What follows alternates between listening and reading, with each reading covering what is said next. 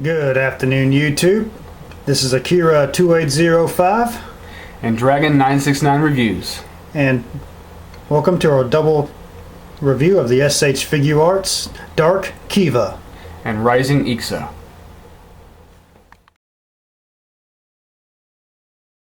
For head articulation, his head can turn 360 degrees, no problem. His head can move down that far. Not quite back all the way, but it's good enough, I guess. You can turn from side to side. You can do a slight chicken wobble there. And those compound eyes are just beautiful. Jade green. Extremely nice. Ixa's head can go down, up. Can't really go side to side all that much because the neck is hindered by the collar design because it doesn't move at all in there, but it can be rotated 360 degrees. So overall, while hindered, it's still very nice. And of course he does have the beautiful compound eyes. His are like line design, so it is different from the average Kamen Rider.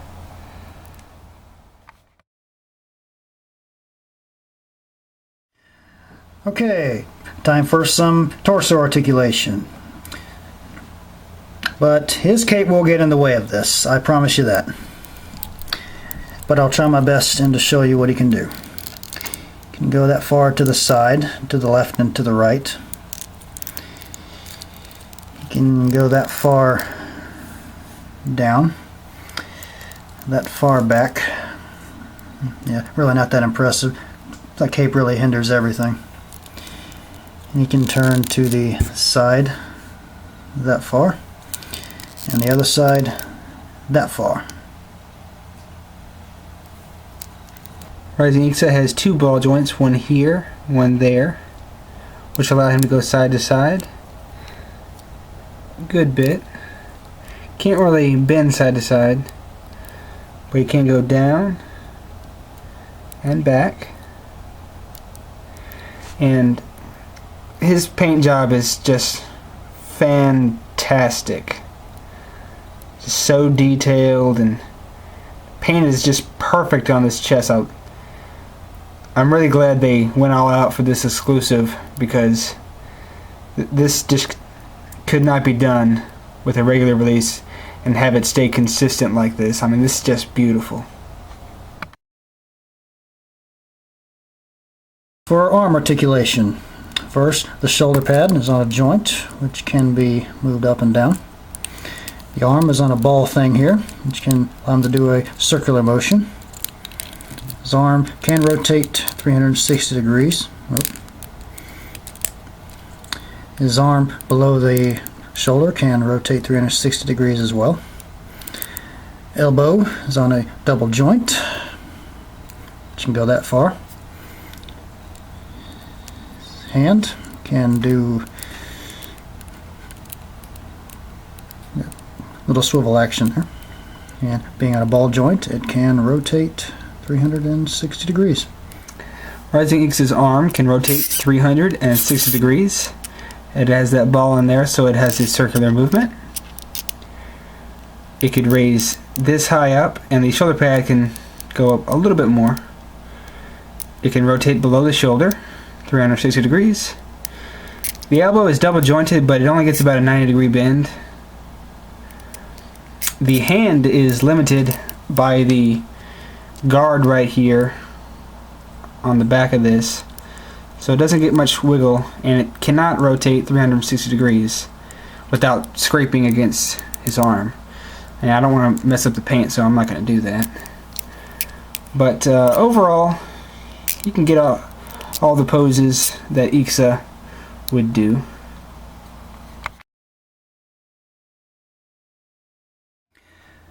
Okay. Time for the leg articulation. He's on a type 1 hip, which allows him to do that right there. Also allows him to do quite an impressive looking split. That's pretty good. His leg can come out that far forward. Yeah, there we go, that's better. It can go that far back. Unfortunately, the cape does get in the way. Unfortunately. The leg can swivel a little bit at the top. His knee is double jointed. It allows him to go that far back. Unfortunately, he has the plastic style feet. You can still go out that far and that far in. You can go that far down, that far up. Not really impressive because of this armor piece really gets in the way of that. And his toe is on a hinge. Rising Ixa has the Type 2 hip joint, which means they cannot be brought down on a hinge, but they still get almost a complete split. They would go further, but he has this little skirt piece that gets in the way. There is a thigh swivel, and the legs can go that far forward, that far back. Knee is double jointed.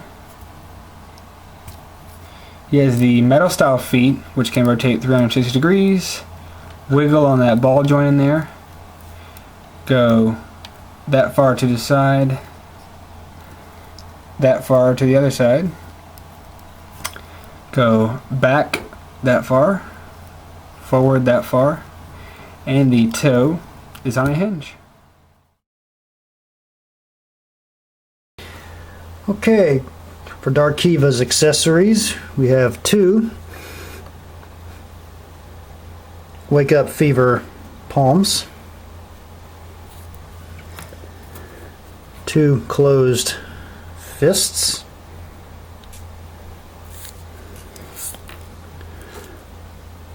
2 sword holding hands, and 2 splayed open hands. And his weapons, Taiga's little whip sword thing. Let's just skip that. And the all famous Zombat sword, which unfortunately Dark Kiva never really used. Nice to have though. Rising Ixa comes with a wide array of accessories. He comes with 2 fists,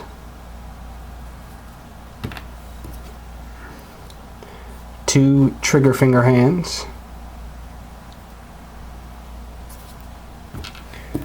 2 splayed open hands. Comes with 2 different phones, one that's just in phone mode, and then the other that's in gun mode, and it can also be flipped open and closed.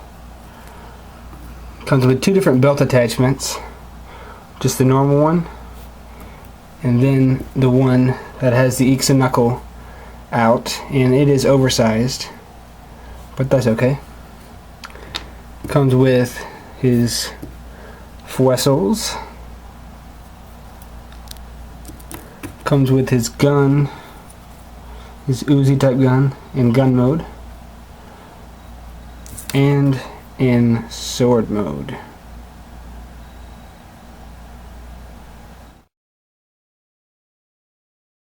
Time for a little comparison between Emperor Kiva and Dark Kiva. Now, most of the body is just a repaint, but there are some little differences, like Emperor Kiva's head, focus, there you go, and Dark Kiva's head, get both of them there. As you can see, Dark Kiva has the little bat wings on the side of his head, whereas normal Kiva doesn't, but normal Kiva has the crest, where Dark Kiva doesn't. And of course the eye color is different. Okay, for the differences in the arms, Dark Kiva is just a solid piece right here, whereas Emperor Kiva has the Tatsalot. Focus, there you go. Tatsalot. But it can be removed, if I can get it. And it shows 2 holes right there. So it's basically the same arm with 2 holes drilled into it.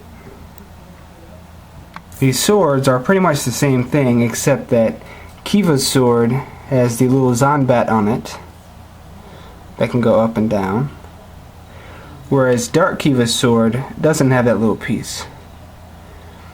But otherwise it's the same sword.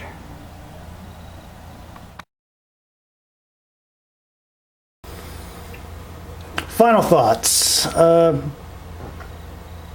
one thing that really caught my eye on this figure was his crimson red color. That in combination with the black, silver, green, and some gold trimming on him brought out the fierceness in him. Makes him very sinister looking. And I really like that. I really only have 2 complaints about this figure's design. The cape and the plastic style feet. The cape, of course, will get in the way of his torso articulation and some leg articulation. The plastic style feet makes it not too difficult, but difficult to get him into decent poses and to plant his feet properly on the floor. Aside from that, it's a great figure. I really like it. Now, the Dark Kiva suit in the series was donned by 3 people: King, Otoya, and Taiga. And I have to say Otoya was my favorite character for the donning of this suit. Otoya made the Kamen Rider Kiva series funny, entertaining, and he had an outstanding charisma for fighting. And when he donned the Dark Kiva suit, he became the man. He was awesome. If you're a fan of Kamen Rider Kiva, and if Otoya was your favorite character, I do highly recommend this SH Figuarts. Final thoughts. Rising Ixa was definitely my favorite form of Ixa, mainly because it was used by Nago, and it was used by I think his name is Kenji. I think so. Not sure at this point. The guitar goof guy. Yeah, I thought he was a flaming homosexual, but that's just my opinion. Anyway, back to Nago. Nago really resonated with me. He for a while there when he wasn't Ixa, he was a little goofy as a cheerleader or whatever he was supposed to be. But most of the time he was, a pretty likable character. He fought 3-on-1, 4-on-1 battles, and he did pretty well for himself. So I really liked his character, and that's why I really bought this Ixa over the normal Ixa. That, and it had an awesome paint job. I love the whole red sun design in his chest, and he has the just really clean look to him. And if you're a fan of Ixa, I definitely recommend picking this guy up over the normal one. Unless you really like Otoya, then you can have him in safe mode, because Otoya never did use his form. This is Akira 2805 and Dragon 969 Reviews. See you at the next review.